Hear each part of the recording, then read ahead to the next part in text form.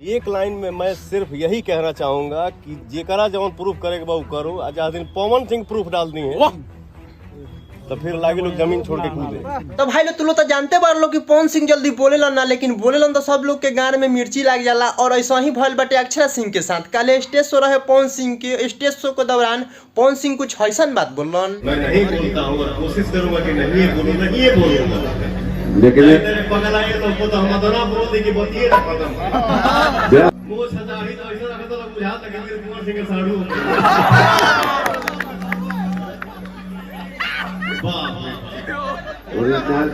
वजूद क्या है घंटा का। अरे मैं जो हूँ सो हूँ अब बोलब ना। अब 10 दिन का वेट कर रहा हूँ।